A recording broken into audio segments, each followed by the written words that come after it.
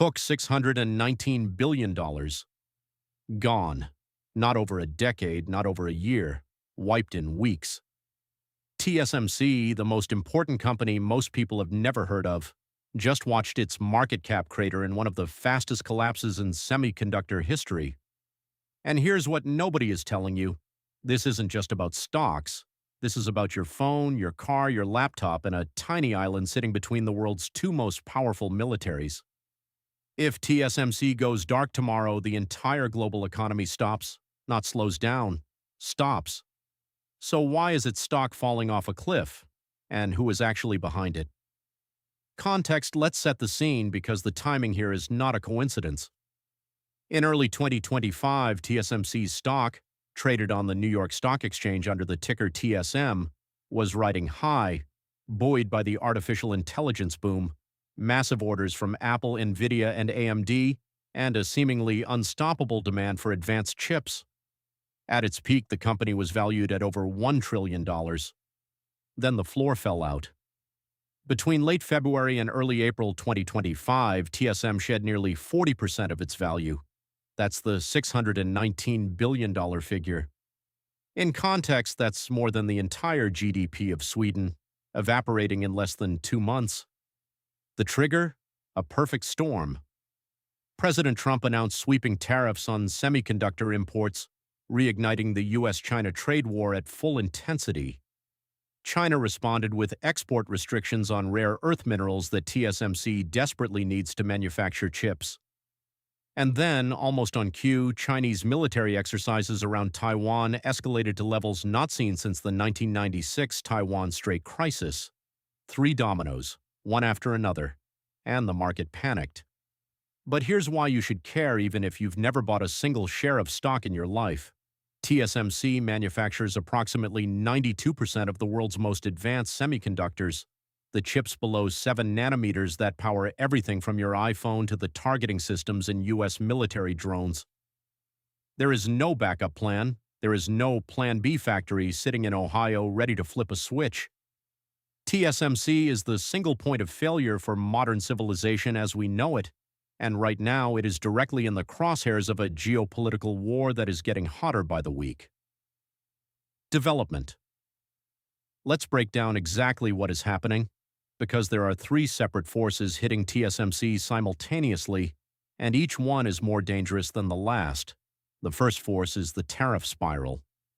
On April 2, 2025, the Trump administration announced what it called reciprocal tariffs, sweeping levies on imports from dozens of countries, with semiconductors specifically targeted as a strategic choke point. The administration initially proposed a tariff rate of up to 100% on chips manufactured outside the United States. TSMC, based in Hsinchu, Taiwan, would be directly impacted. Now, TSMC has been building a fab in Phoenix, Arizona, a massive $50 billion investment pushed heavily by both the Biden and Trump administrations under the CHIPS Act. But here's the problem. That Phoenix facility won't hit full advanced chip production capacity until 2028 at the earliest, 3 years away. So right now, today, the tariffs create a lose-lose situation.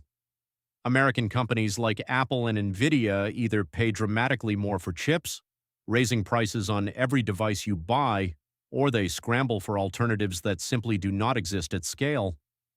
Analysts at Morgan Stanley estimated in March 2025 that a sustained tariff regime on semiconductors could add between $60 and $150 to the retail cost of a flagship smartphone.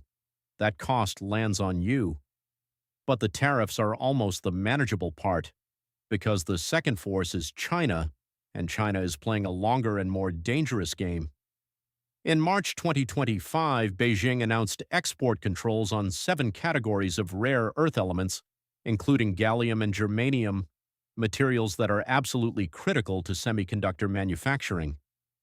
China controls roughly 80% of the global supply of processed gallium. Without it, TSMC cannot make chips. This isn't a theoretical threat. Germany's Federal Geological Survey confirmed in February 2025 that European chip stockpiles of gallium could run dry within 6 months under a full Chinese export ban. TSMC has not publicly disclosed its reserve levels, But industry insiders cited by Bloomberg suggested the company had roughly 3 to 4 months of buffer. 3 to 4 months. After that, production slows, then stops, and then there is the third force, the one that makes investors lose sleep at 3 a.m. The military threat.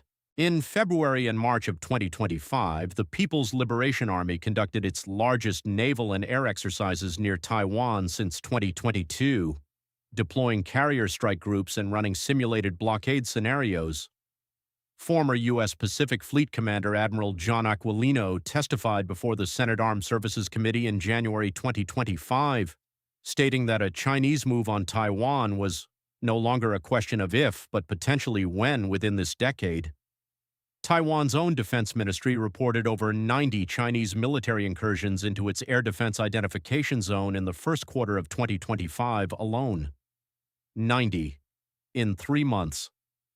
Here is the economic reality of a Taiwan conflict scenario that no financial commentator wants to say out loud. Rhodium Group, a leading geopolitical risk firm, published an analysis in late 2024 estimating that a Chinese blockade of Taiwan, not even a full invasion, just a blockade, would trigger a global recession deeper than 2008 and 2020 combined, with losses exceeding $2.5 trillion in the first year. TSMC has acknowledged in its own SEC filings that a significant deterioration in cross-strait relations represents an existential risk to operations. That's a public company telling its shareholders, in legal language, that a war could end it. And the stock market, which usually ignores geopolitical risk until the last possible second, is finally starting to price that in. The twist. Now here is the part of this story that almost nobody is covering, and it reframes everything you just heard. TSMC's collapse might be exactly what certain powerful players want.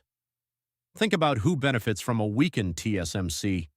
Not China. China cannot yet manufacture chips at TSMC's level, and a destroyed TSMC doesn't hand Beijing advanced chip capability. It just denies it to everyone. No, the unexpected beneficiary here is the American domestic semiconductor lobby, and more specifically, Intel. Intel has spent years lobbying Washington for protectionist chip policy. The CHIPS Act, signed in 2022, handed Intel nearly $8.5 billion in direct subsidies, the single largest grant in the program. Every tariff that makes TSMC's chips more expensive, every geopolitical scare that pushes American companies to seek domestic alternatives, every headline about Taiwan being a ticking time bomb, all of it creates the political pressure that justifies pouring more federal money into American fabs. The fear is the product. The destabilization of confidence in TSMC is, whether intentional or not, the single most effective advertising campaign Intel and the domestic chip industry could have ever asked for. $619 billion in lost TSMC market cap is 619 billion reasons for Washington to write bigger checks to companies based in Oregon and Arizona. Conclusion. So where does this leave you? If you own TSM stock, you are sitting on one of the most volatile and geopolitically exposed assets in the modern market. If you own an iPhone, a PlayStation, a laptop, a modern car, you are already dependent on a supply chain that runs directly through a 36-kilometer strait where two nuclear-armed superpowers are playing chicken every single week. TSMC is not too big to fail. It is too important to be allowed to fail, and that distinction might not matter if the missiles start flying. The question isn't whether you should care about a semiconductor company's stock price. The question is this. When the world's entire digital infrastructure is balanced on a single island and every major power knows it, is anyone actually trying to fix that, or is the crisis itself just too